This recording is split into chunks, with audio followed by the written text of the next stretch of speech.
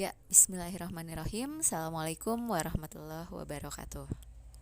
Perkenalkan, nama saya Lisa Inawati dari Angkatan 16 Kelompok 2.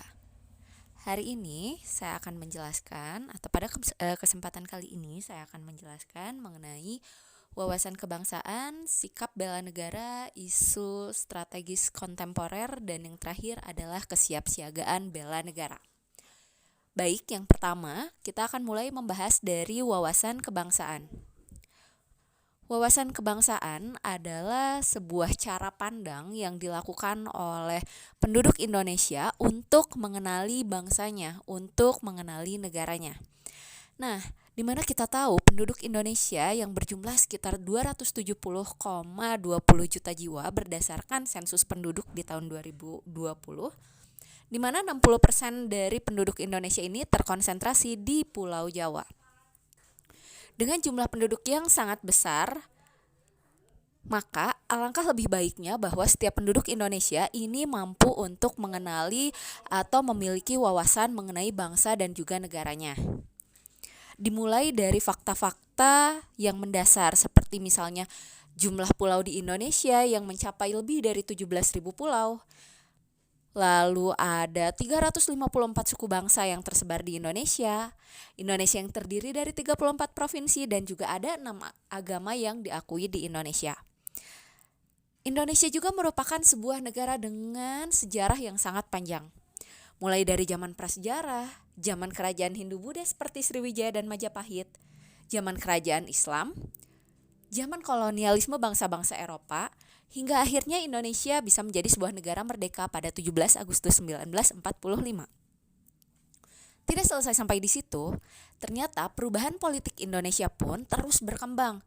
Sejak awal kemerdekaan, yakni zaman revolusi, demokrasi liberal, demokrasi terpimpin, masa Orde Baru, dan masa reformasi yang terus berlangsung hingga saat ini.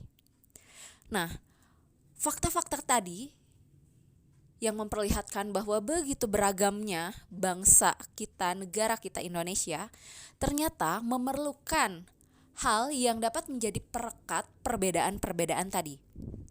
Salah satu yang dapat merekatkan perbedaan-perbedaan tadi ialah 4 konsensus dasar negara kita yang terdiri dari Pancasila, UUD 1945, Bhinneka Tunggal Ika, dan NKRI atau Negara Kesatuan Republik Indonesia. Tidak ada bentuk negara lain yang dianggap lebih cocok atau lebih pantas atau lebih tepat diterapkan di negara kita selain negara kesatuan. Oke, setelah wawasan kebangsaan, kita akan beranjak ke materi isu sosial dan strategis kontemporer. Isu adalah sesuatu yang masih belum dapat diketahui kebenaran atau tidaknya. Sementara kontemporer adalah sesuatu yang berlangsung saat ini atau yang bersifat kekinian. Sehingga isu kontemporer dapat kita pahami sebagai seperangkat data yang telah teruji kebenarannya melalui pengujian secara kualitatif dan juga kuantitatif. Ada beberapa isu-isu kontemporer yang menarik minat untuk dibahas saat ini. Yang pertama dan tidak akan pernah lekang dimakan waktu ialah korupsi. Selain itu juga ada terorisme, proxy war, dan juga yang mengancam generasi muda saat ini yakni narkoba. Sebagai ASN, tentunya isu kontemporer menjadi sesuatu yang sangat penting untuk diangkat. Mengapa? Karena yang pertama, ASN berfungsi sebagai perekat bangsa. ASN juga diharapkan mampu memberikan edukasi ke masyarakat, dan ASN juga diharapkan untuk dapat melawan hal-hal yang tidak baik tadi dimulai dari diri sendiri. Oke, ke pembahasan materi terakhir mengenai sikap bela negara dan juga kesiapsiagaan bela negara.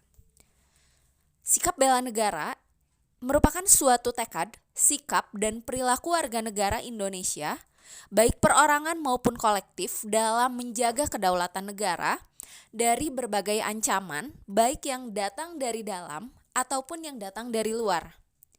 Sejak kapan sih bela negara itu mulai diperkenalkan di negara kita?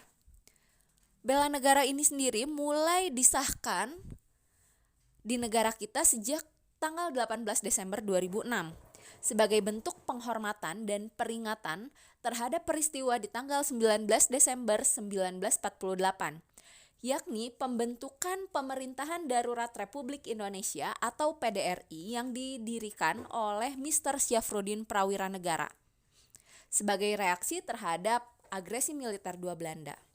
Peristiwa tadi dianggap sebagai cikal bakal munculnya kegiatan bela negara di negara kita. Ada 5 nilai dasar bela negara.